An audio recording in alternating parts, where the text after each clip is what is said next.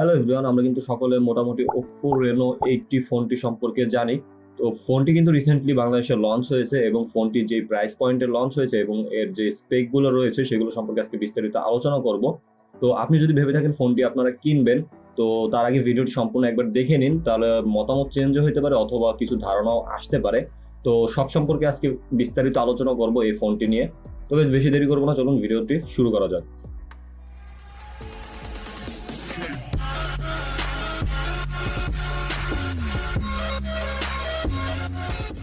Oppo Reno8 T ফোনটি কিন্তু খুবই গ্লসি একটি ফোন, অর্থাৎ ওভার গর্জিয়াস একটি ফোন। ফোনটি কিন্তু এক নজরে যে কারোর পছন্দ হয়ে যাবে। ফোনটির পিছনে কিন্তু দুটি বড় বড় কাটআউটের মাধ্যমে ক্যামেরা প্রোভাইড করা হয়েছে, যার নিচের দিকে স্লাইড করে একটি ডিজাইন প্রোভাইড করেছে যেটি কিনা গ্লসি ফিনিশিং থাকছে এবং বাকিটুকু হচ্ছে ম্যাট ফিনিশিং থাকছে। তো ফোনটির ব্যাক সাইডে থাকছে একটি গ্লাস বডি এবং ফ্রেমগুলো থাকছে প্লাস্টিকের, এবং সামনের দিকে আসলে আমরা পেয়ে যাব একটি ডিসপ্লে যেটি কিনা গরিলা গ্লাস 5 এর প্রোটেকশনও রয়েছে। তো ডিজাইনের দিক থেকে কথা বললে ওপ্পো কিন্তু কখনোই পিছিয়ে থাকে না, অর্থাৎ এরা হচ্ছে ডিজাইনটিকে বেশি প্রায়োরিটি দিয়ে থাকে। সো সেই ক্ষেত্রে থেকে এই ফোনটিও কিন্তু খুব ভালো ডিজাইনে, অর্থাৎ যে কারোর দেখলে পছন্দ হয়ে যাবে এমন ডিজাইনে কিন্তু প্রোভাইড করা হয়েছে। এবার যে কথা বলি ফোনটির বিল্ড কোয়ালিটি নিয়ে, ফোনটি কিন্তু যথেষ্ট হ্যান্ডলি একটি ফোন, কেননা ফোনটি সুপার স্লিম করা হয়েছে। 7.7 মিলিমিটার থাকছে থিকনেস এবং ওয়েট থাকছে 171 গ্রাম। তো ফোনটি হাতে নিয়ে কিন্তু আপনারা খুব প্রিমিয়াম একটি ফিল পাবেন, যে আসলে কোনো একটা স্লিম এবং প্রিমিয়াম টাইপের কোনো ফোন আমি হাতে নিয়েছি। এছাড়া ফোনটি কিন্তু কার্ভ ডিসপ্লেও থাকছে, যে কারণে হচ্ছে আরো বেশি ভালো লাগবে ফোনটি ইউজ করে ইন হ্যান্ডে। ফোনটির রাইট সাইডে কিন্তু আমরা একটি পাওয়ার বাটন পেয়ে যাবো, লেফট সাইডে গেলে ভলিউম আপ ডাউন বাটন, এবং উপরের দিকে গেলে আমরা একটি সেকেন্ডারি নয়েজ ক্যান্সেলেশন মাইক পাবো, এবং নিচের দিকে আসলে আমরা টাইপ সি চার্জিং পোর্ট এবং প্রাইমারি মাইক্রোফোন এবং একটি স্পিকার গ্রিল। এছাড়া সিম কার্ড স্লট পেয়ে যাবো, যেখানে কিনা আমরা ডুয়েল সিম কার্ড প্লাস মাইক্রো এসডি কার্ডের সাপোর্ট দেখতে পারবো। তো এবার কথা বলা যাক ডিসপ্লে সেকশনটি নিয়ে। ফোনটিতে কিন্তু 6.67 ইঞ্চিসের একটি AMOLED ডিসপ্লে প্রোভাইড করা হয়েছে, যাতে কিনা 1 বিলিয়ন কালার থাকছে এবং 120 হার্জের রিফ্রেশ রেট থাকছে। এছাড়া আপনারা কিন্তু ডিসপ্লেটিতে 950 নিটসের পিক ব্রাইটনেসও পেয়ে যাবেন, অর্থাৎ ডিরেক্ট সানলাইটে ইউজ করার জন্য যথেষ্ট একটি পিক ব্রাইটনেস প্রোভাইড করা হয়েছে। এর মাধ্যমে কিন্তু আপনাদের ডিরেক্ট সানলাইটে ফোন ইউজ করতে কোনো রকমের সমস্যা হবে না।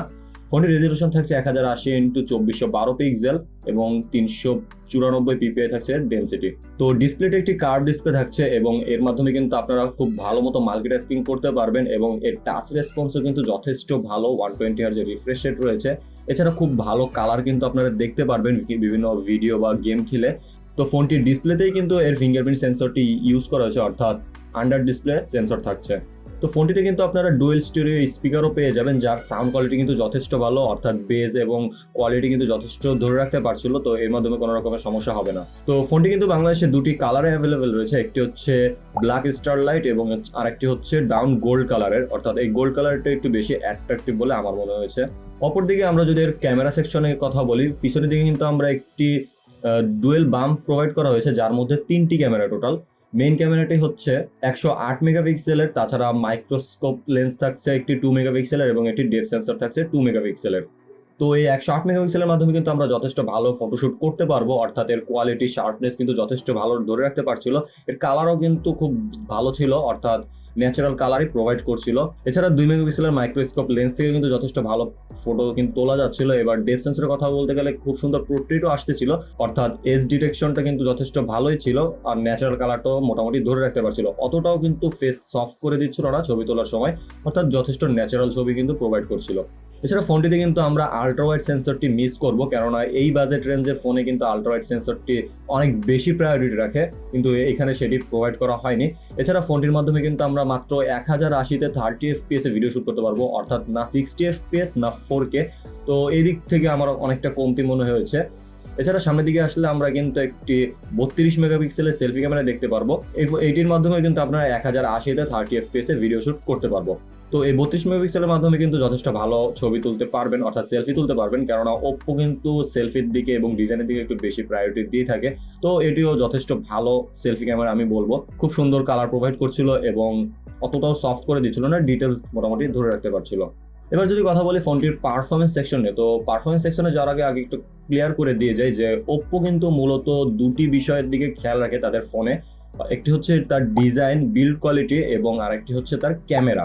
অর্থাৎ ওপ্পো মূলত কিছু টার্গেটেড অডিয়েন্স রয়েছে যাদের কাছে কি ফোনটি সেল করতে চায়, যাদের হচ্ছে অতটাও ভালো পারফরমেন্সের দরকার নেই, যারা হচ্ছে ক্যামেরাটা একটু বেশি পছন্দ করে, এছাড়া ফোনটির লুকসটা তাদের কাছে ম্যাটার করে এবং ডিসপ্লেটাও মোটামুটি ভালো হবে, অতটাও গেমিং এর বা পারফরমেন্সের দরকার নেই, তাদের জন্য কিন্তু ওপ্পোর এইসব ফোন। তো পারফরমেন্সের দিকে কথা বলতে গেলে ফোনটিতে কিন্তু কোয়ালকম স্ন্যাপড্রাগন 695, যেটি কিনা একটি 5G চিপসেট এবং 6 ন্যানোমিটার আর্কিটেকচারে বিল্ড করা একটি অক্টা-কোর প্রসেসর, এবং এর জিপিইউ হিসেবে থাকছে Adreno 619। ফোনটির অ্যান্ড্রয়েড ভার্সন থাকছে 13 এবং কালার ওয়াইজ ভার্সন থাকছে 13। ফোনটি কিন্তু বাংলাদেশে একটি ভেরিয়েন্টে অ্যাভেলেবল রয়েছে এবং সেটি হচ্ছে 8/128GB ভেরিয়েন্ট, এবং এর প্রাইস হচ্ছে 40,500 টাকা অথবা 41,000 বা 40,000, 40-41,000-এর মধ্যে আপনারা ইজিলি পেয়ে যাবেন। তো 40,000 টাকা প্রাইস রেঞ্জে স্ন্যাপড্রাগন 695 কিন্তু মোটেও ভালো প্রসেসর নয়, কারণ আমরা আরও 695 প্রসেসর ওলা ফোন দেখে আসছি প্রায় 30,000 টাকা বাজেট রেঞ্জের ভিতরে, কিন্তু এটা 40,000 টাকা বাজেট রেঞ্জে 695 চিপসেটটি প্রোভাইড করেছে। তো আমি কখনো এই দিক থেকে অ্যাপ্রিসিয়েট করবো না, কিন্তু এর মাধ্যমে আপনারা তো জানেন 695 এর মাধ্যমে কিরকম গেমিং পারফরমেন্স পেয়ে থাকেন, যেমন রেডমি নোট 12 সিরিজের কিন্তু ফোনেও কিন্তু 695 একটি প্রসেসর ছিল, 11এও ছিল। তো এর মাধ্যমে কিন্তু যথেষ্ট কমব্যাক্ট একটি গেমিং পারফরমেন্স আপনারা পেয়ে যাবেন, অর্থাৎ অতটাও ভালো না আবার অতটাও খারাপ না, মোটামুটি ভালো গ্রাফিক্সে খেলতে পারবেন এবং ডিসপ্লেটা যেহেতু ভালো, খুব কালার দেখতে পারবেন আপনার এর থেকে। এছাড়া ফোনটিতে 4800 মেগাঅ্যাম্পিয়ারের একটি ব্যাটারি প্রোভাইড করা হয়েছে এবং ফোনটিতে 67 ওয়াটের একটি ফাস্ট চার্জারও থাকছে, যার মাধ্যমে কিন্তু 100% চার্জ আপনারা 44 মিনিটের মধ্যে ইজিলি করে নিতে পারবেন, অর্থাৎ এর মাধ্যমে ভালো একটি ব্যাকআপও পেয়ে যাবেন একদিনের মতো। আর যেহেতু প্রসেসরটি অতটাও ভালো পারফরমেন্সের থাকছে না, সেই ক্ষেত্রে আপনারা একদিনের বেশি পারফরমেন্স আপনারা পেয়ে যাবেন ইজিলি। তো এবার কথা বলা যাক যে ফোনটি আপনারা কেন নিবেন আবার কেন নিবেন না, এবং ফোনটি কাদের জন্য আদৌ ভালো হবে তো সেই সম্পর্কে। তো ফোনটিতে অনেক ল্যাকিংস রয়েছে, যেমন কিনা ক্যামেরা সেকশনে ল্যাকিংস রয়েছে, এর মাধ্যমে কিন্তু মোটামুটি ফটোশুট করা যাবে। এছাড়া আল্ট্রা ওয়াইড সেন্সরটি মিসিং রয়েছে, ভিডিও শুটের ক্ষেত্রে 4K মিসিং রয়েছে, 60 FPS মিসিং রয়েছে। তো ক্যামেরার দিক থেকে মোটামুটি কিছুটা ল্যাকিংস রয়েছে। এছাড়া সেলফি ক্যামেরা কিন্তু যথেষ্ট ভালো, এর মাধ্যমে কিন্তু ভালো ফটোশুট করতে পারবেন, অর্থাৎ সেলফি সেন্ট্রিক ফোন বলা যেতে পারে। অপরদিকে প্রসেসরটি কিন্তু অতটা ভালো না, কারণ বাজেট অনুযায়ী এই প্রসেসর কিন্তু কেউই চাইবে না। অপরদিকে ফোনটিতে 3.5mm হেডফোন জ্যাকও কিন্তু নেই, যদিও ফোনটি অনেকটা স্লিম করা হয়েছে, সেই কারণে হচ্ছে ফোনটিতে এটি মিসিং রয়েছে। তাছাড়া কিন্তু ওভারঅল মোটামুটি ঠিকই আছে। এবার ফোনটি কাদের জন্য নিলে বেটার হবে এবং কাদের জন্য না, ওপ্পো মূলত হচ্ছে সেরকম অডিয়েন্সই টার্গেট করে যাদের হচ্ছে ডিজাইনটা মেইন প্রায়োরিটি রাখে এবং ক্যামেরাটা, অর্থাৎ ফোনটি আপনারা হাতে নিলে যাতে বুঝতে পারেন যে না প্রিমিয়াম কিছু হাতে নিছে, এবং তার পাশাপাশি এর ক্যামেরাটা ভালো হতে হবে, যার মাধ্যমে আমরা ভালো ছবি তুলতে পারবো, ভালো সেলফি ক্লিক করতে পারবো। পারফরমেন্স অতটা দরকার নেই, কারণ আমার ফোনটি লাগবে মূলত ডিজাইন এবং ক্যামেরার কারণে, পারফরমেন্স আমার কোনো দরকারই নেই। তো তাদের জন্য মূলত ওপ্পো এই টাইপের ফোনগুলো প্রোভাইড করে থাকে।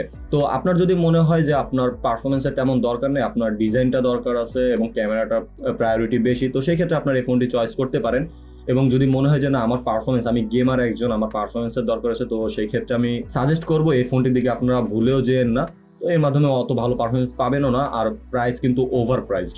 আর যারা হচ্ছে ডিজাইন ক্যামেরার জন্য নিতে যাচ্ছেন তারাও কিন্তু একটু স্কিপ করে থাকতে পারেন কিছুদিনের জন্য, কেননা এই প্রাইস পয়েন্টে এই ফোনটা কিন্তু টোটালি অ্যাকুরেট না। কিছুদিন সময় গেলে ফোনটির প্রাইস এমনি কমে যাবে, তখন আপনারা এই ফোনটি চুজ করতে পারেন। এবং ফোনটি সম্পর্কে যদি আরো কোনো প্রশ্ন থেকে থাকে তাহলে সেটি কিন্তু আপনারা আমার কমেন্ট বক্সে করতে পারেন, কমেন্ট করে জানাতে পারেন, আমি অবশ্যই চেষ্টা করবো উত্তর দেওয়ার। এছাড়া আপনারা আমার ফেসবুক পেজটিও কিন্তু ঘুরে আসতে পারেন, সেখানে সকল ফোনের আপডেট দেওয়া হয় এবং সেখানে আমাকে কোনো সমস্যা থাকলে নক করতে পারেন। এবং ভিডিওটি যদি আপনাদের ভালো লেগে থাকে তাহলে অবশ্যই একটি লাইক করে দেবেন এবং চ্যানেলটি সাবস্ক্রাইব করা না থাকলে অবশ্যই সাবস্ক্রাইব করে আমাদের পাশেই থাকবেন।